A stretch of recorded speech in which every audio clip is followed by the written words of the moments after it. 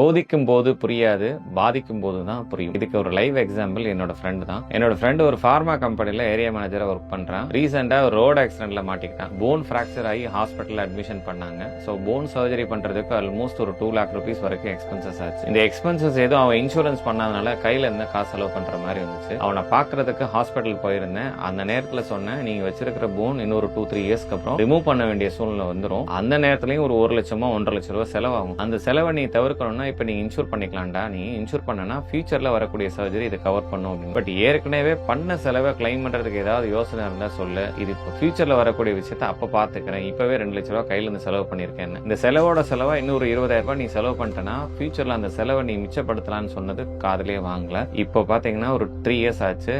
இப்போ ரீசன்ட் டேஸ்ல அவனுக்கு ஏற்கனவே சர்ஜரி பண்ண இடத்துல பெயின் வர ஆரம்பிச்சு. அதே டாக்டரை கன்சல்ட் பண்ணும்போது ஏற்கனவே வச்சிருக்கக்கூடிய பிளேட்டை ரிமூவ் பண்ணணும் அப்படின்ட்டாரு. ஹாஸ்பிட்டலைஸ் பண்ண போறான். இப்போ இன்சூரன்ஸ் பண்ணா உடனே இதை கிளைம் பண்ணி தர முடியுமான்னு ஏதாவது பாலிசிஸ் இருந்தா சொல்லுன்றான். பட் அந்த மாதிரி பாலிசிஸ் எதுவுமே கிடையாது. நீங்க ஒருவேளை பாடியில ஏதாவது போன் பிராக்சர் ஆகி பிளேட் வச்சிருக்கீங்க அப்படின்னீங்கன்னா இந்த ஃப்ரெண்ட் பண்ண தப்ப நீங்களும் செஞ்சிடாதீங்க. நீங்க ப்ராப்பரா ஹெல்த்தை இன்சூர் பண்ணிட்டீங்க அப்படின்னா மினிமம் வெயிட்டிங் பீரியட் இருக்கும். ஆஃப்டர் வெயிட்டிங் பீரியடுக்கு அப்புறம் இந்த சர்ஜரி பண்ணி திரும்ப பிளேட் எடுக்க வேண்டிய சூழ்நிலை ஏற்பட்டுச்சுன்னா அந்த காஸ்ட் உங்க மெடிக்கல் இன்சூரன்ஸ் பாலிசியை பார்த்துக்கும். இன்சூரன்ஸ் எல்லாமே ஏற்கனவே ஒரு பெரிய செலவு நீங்க பண்ணிட்டீங்க. இப்போ கரண்ட் ஸ்டேட்டஸ்ல நீங்க லாஸ்டா பண்ண சர்ஜரிஸோட சம்மரி நீங்க சப்மிட் பண்ணீங்க அப்படின்னா மினிமம் ஒரு 3 இயர்ஸ் வெயிட்டிங் பீரியட்ல ஃபியூச்சர்ல வரக்கூடிய இந்த பிளேட் ரிமூவல் சர்ஜரிக்கு நீங்க இப்பவே இன்சூரன்ஸ் பிரீமியம் பே பண்ணிக்கலாம். இதுக்கு வெயிட்டிங் பீரியட் மட்டும் தான் அப்ளை ஆக போகுது. இந்த பிளேட் ரிமூவல் காஸ்ட் இன்னைக்கு 1 லட்சம் ரூபாய் ஆகுது அப்படின்னா இன்னொரு 3 இயர்ஸ்க்கு அப்புறம் மேபி ஒரு 1.5 லட்சம் ரூபாய் ஆகலாம். 1.5 லட்சம் ரூபாய் ஆகிறதுக்கு நீங்க வருஷத்துக்கு 50,000 ரூபாய் எடுத்து வைக்கிற மாதிரி இருக்கும். அந்த 50,000 ரூபாய் எடுத்து வைக்க வேணா உங்க என்டையர் ஃபேமிலிக்கு